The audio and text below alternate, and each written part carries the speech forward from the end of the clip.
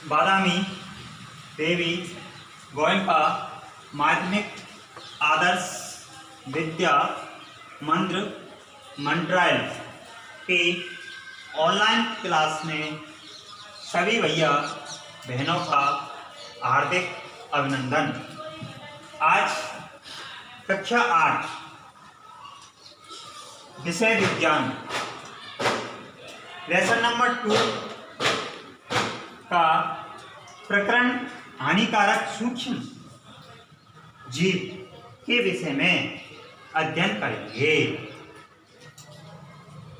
सूक्ष्म जीव के बारे में हम पहले चर्चा कर चुके हैं।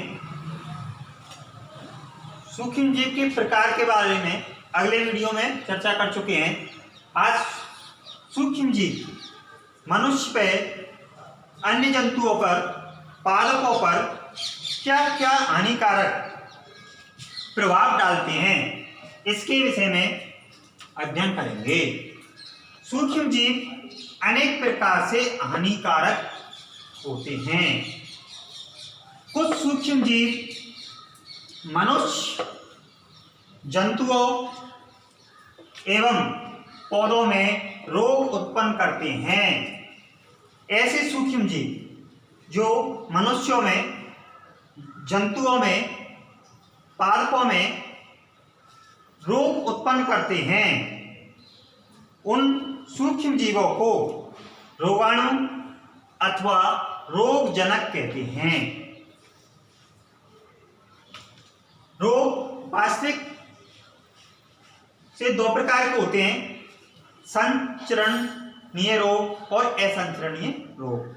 तो आज हम संचरणीय रोग, ऐसे रोग होते हैं जो एक दूसरे के संपर्क में आने से फैलते हैं, अर्थात सूक्ष्म जीवों द्वारा होने वाले ऐसे रोग जो एक संक्रमित व्यक्ति से स्वस्थ व्यक्ति में वायु द्वारा, जल द्वारा, भोजन या कायक संपर्क द्वारा फैलते हैं, संचरणीय रोग कहलाते हैं।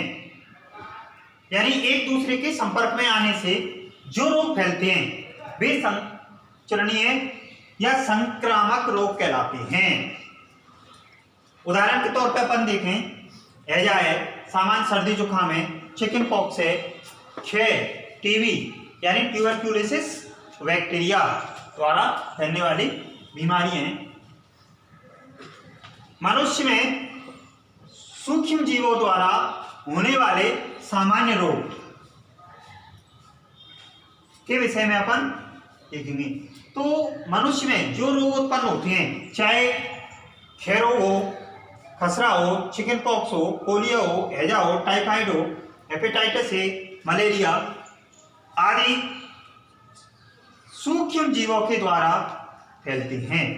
इनमें रोग वाहक का कार्य करते हैं, यानी कुछ ऐसे जंतु या कीट होते हैं जो इन रोगाणुओं को एक व्यक्ति से दूसरे व्यक्ति में संचरण का कार्य करते हैं, फैलाने का कार्य करते हैं। विन कीटों को रोग वाहक कहते हैं। जैसे उदाहरण के तौर पर देखें, एक घरेलू मक्खी। घरेलू मक्खी सामान्यतः 24 प्रकार के रोगों को एक व्यक्ति से दूसरे व्यक्ति में संचरण करती है। उदाहरण के तौर पर अपन देखते हैं कि घरेलू मक्खी जब किसी गंदी वस्तु पर बैठती है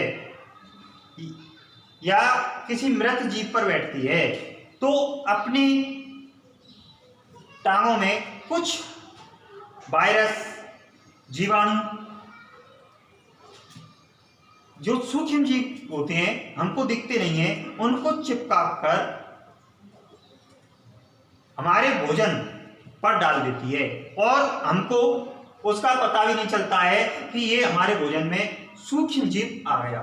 और वह सूक्ष्म जीव जब हम भोजन करते हैं तो हमारे भोजन के साथ अंदर चला जाता है और हमको भिन्न भिन्न प्रकार के रोगों से रोगग्रस्त कर देता है।